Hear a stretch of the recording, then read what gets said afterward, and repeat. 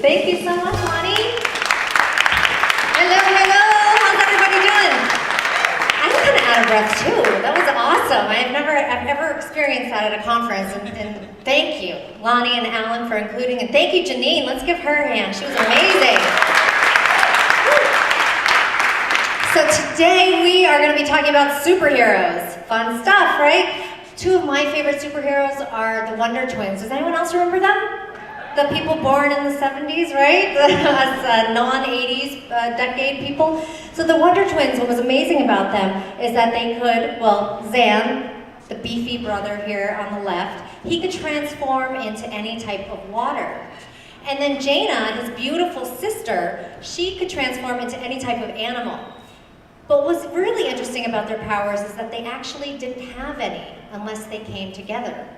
So they would put their fists together like this, and they would say, Wonder Twin powers, activate! Form of, and they would take the form and shape of whatever they needed to help go and save the planet and save the people. So if you guys remember the Wonder Twins, you probably also remember their sidekick. Anyone? Rhymes with geek. Gleek, that's right. Gleek, whoop, Gleek. Where is Gleek? Yeah, Alan's gonna help me out here. So there's Gleek. Gleek is the space monkey who was their companion, and he was there every step of the way. He needed to help them out with all of their missions, and he would be there whenever they needed him. He would also be there when they had to go and fly off to different places because Jayna had a hard time carrying Zan when he was a bunch of water. So Zan would turn into water, he would go in the bucket, Gleek would carry him, and Jayna would take them all the way around the world wherever they needed to go. So Gleek's superpowers really were the power of connecting Zan and Jayna together. That was his quote-unquote power. So he connected them together so that they could do more, help more, and save more people. So that's what I'm hoping that you'll be able to do today with your email and social media marketing, is be able to become the Gleek for your own business. Because email and social media marketing are both extremely powerful marketing forces.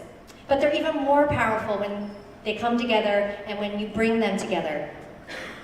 Email marketing is fantastic at building relationships through trust and authority. You're sending relevant, anticipated communications that are personalized. And through that, you're building this incredible top-of-mind awareness, because when you show up in the inbox, guess what?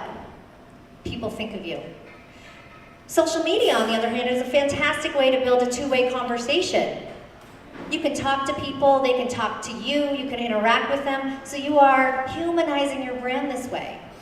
And it's a fantastic way also to facilitate a powerful word of mouth.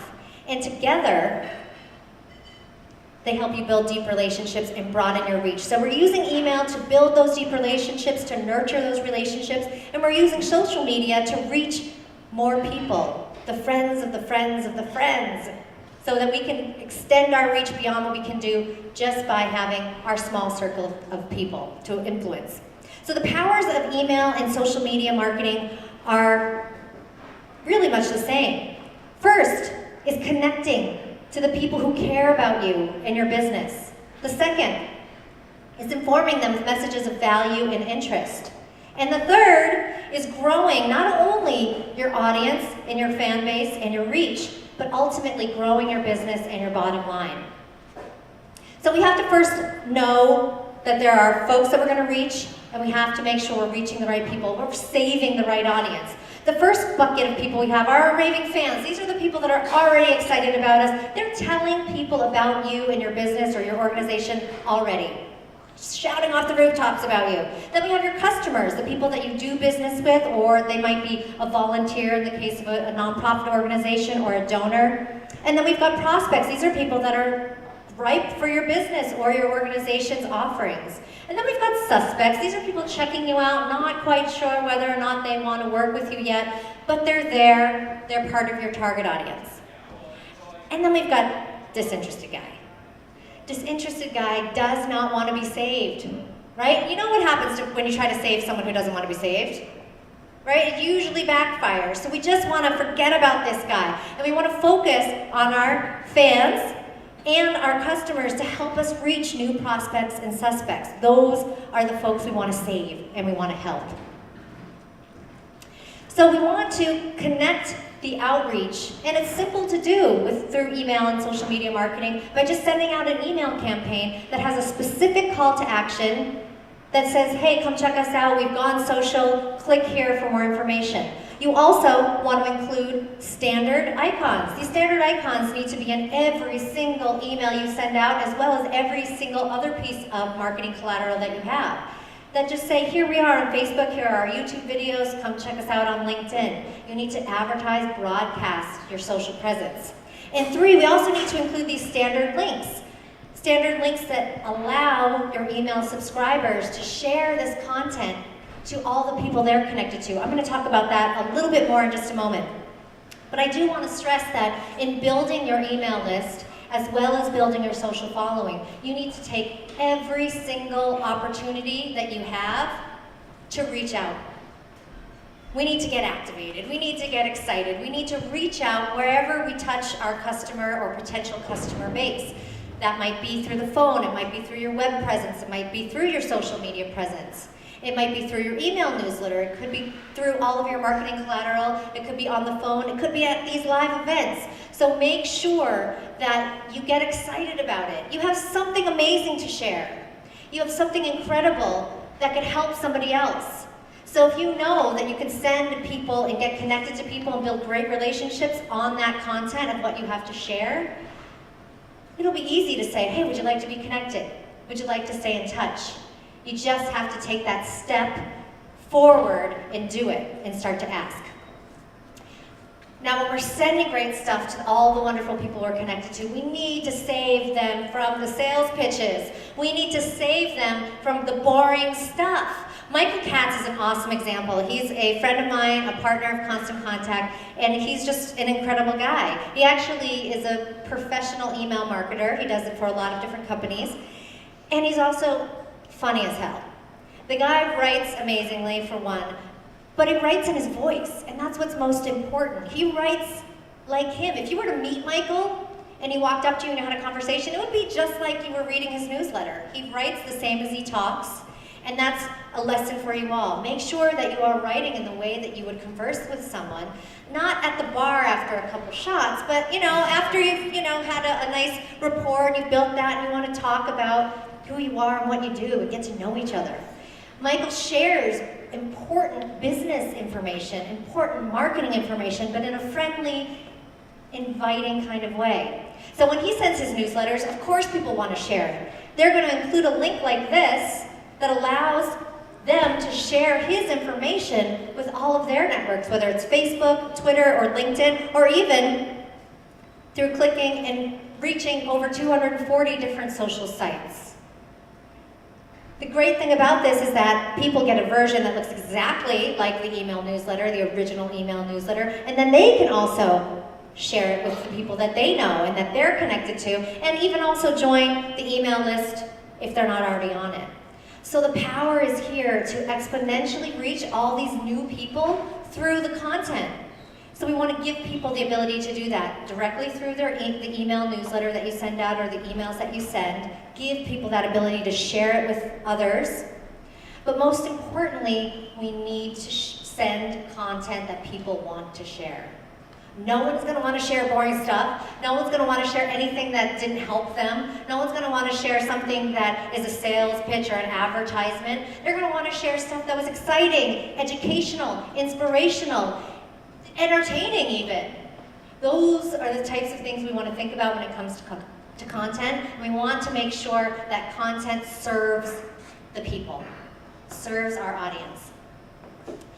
And don't be afraid to reuse your content, you guys. So we're talking about a lot of different channels here. We've just talked about email and that newsletter and that type of channel. We've talked about social media, and I mean, we're talking hundreds of different channels there. Of course, there are the most popular ones, Facebook, LinkedIn, Twitter, and there might be popular ones for your niche of business as well. So when you're focusing on which ones work for you, you don't need to necessarily send original content every single time. You could write an article here. This says perception is reality. We could write an article in our newsletter that directly comes from our blog. And that blog post could have that same article. And then of course, if we have a Twitter account, we could tweet about the fact that we just put up this new blog post. And then if we have a Facebook page, of course, we can update our Facebook friends and fans with the fact that we have this blog post up. So I'm not advocating that every single time you send something, you send it the same thing through every single channel. But oftentimes, we can use the different channels that we have to send one piece of communication and get it out to as many people as we can, and whoever's tuning into those different channels. The Currier Museums, anyone been there? Awesome place, isn't it? Beautiful. They went through a 35 million some odd renovation a couple years ago, so if you've never been there, definitely go and check it out. It's in Manchester. And they do a fantastic job of not only email marketing, but social media marketing and connecting the two together. They have definitely become the Gleek for their own business. So what they do is send out a great newsletter, they tell people about the exhibits that are going on, and then they tell people, they give them a very specific call to action and say, tweet about art. Come here, come to the exhibits, and then tweet about it. And people do. And what is that doing? It's inciting the friends of the people who are tweeting, hey, I want to check that out. That sounds really interesting. Oh, my friend is at the museum. I'm going to go meet her there. Or, hey, I'm going to go check that out some other time. They're doing an amazing job of connecting these two things together in a very simple way. So you do want to, of course, connect to the right people, send fabulous content. We also want to make sure we know how we're doing, right? Whether you're doing this for your own business or you're answering to somebody else because you are the marketing person for your company, you probably need to answer to someone, whether it's yourself or that person, and say, how are we doing? How am I doing with my marketing activities? How am I doing? Am I getting the kind of business back that I'm putting into this? Am I getting a specific ROI, right? The dirty three-letter word in social media. We can take a look at how we're doing specifically through the use of the technology. And that's what's great about it. We don't have to hire a marketing agency to do research for us, to go and survey the audience and see how do you feel about this campaign and give your feedback. We can just find out how people feel through their activity. So when we utilize an email service provider, whether it's Constant Contact or somebody else, we're going to give you specific statistics back. We're going to tell you how people reacted. My favorite statistic, and I never thought I'd ever say that, my favorite statistic, but my favorite reporting tool that will feed and help you and your business grow is the click-through report. The click-through report is going to tell people, or it's going to tell you, what people were interested in. Because no one is going to bother clicking on links unless they found it interesting. So now what are you going to do with that information? What would you do with it? Do more of it, absolutely. You're going to follow up with those people because they found something you said interesting. They are now a lead for you, right? And what do we do with leads? Do we let them just sit there and die and wither away? No, we nurture them. We nurture whatever it is that we are trying to get them to do so that we can get them to do more of it. And that we can find out directly through the click-through report. And if we're doing and connecting our social media activities to our email marketing activities, which we should be, all right? We should be activating those powers. I want to see how those are doing too. So take a look at things like social media stats and reporting to see how many people are sharing your Facebook, or how many people are sharing through Facebook, or how many people are tweeting this content. Taking a look at all of that will give you an idea, one, of how your marketing is doing, but two, and more importantly, what your next step is. This is the great example of a company that's doing it, and they're doing it well. There's the Swinery, they're out in Seattle, they're a specialty butcher shop, and they're a customer of Constant Contact. And they just sent out this email recently that was on their International Bacon Day party. Bacon chocolate chip cookies, anybody? I mean, I've never had them, but I hear they're amazing. So they sent out this email to over 3,700 people, and it received a really average, pretty good open rate of 22%. But by including this fabulous share bar that allowed people who were receiving this email to share it out to their networks, the email was viewed 485 more times and liked on Facebook 181 times. So what that meant for the swinery is an increase in 60% in the overall reach of this one piece of communication. And that was all done just by connecting the email to the power of the social media networking. So who's ready to activate these powers? Raise your hand.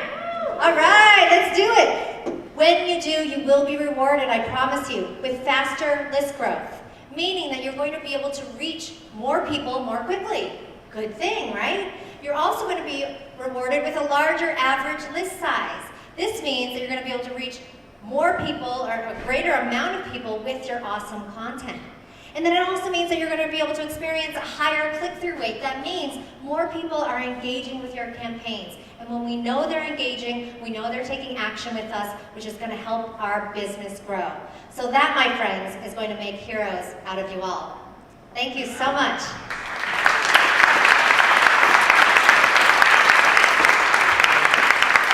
Oh, I get to take questions. Awesome.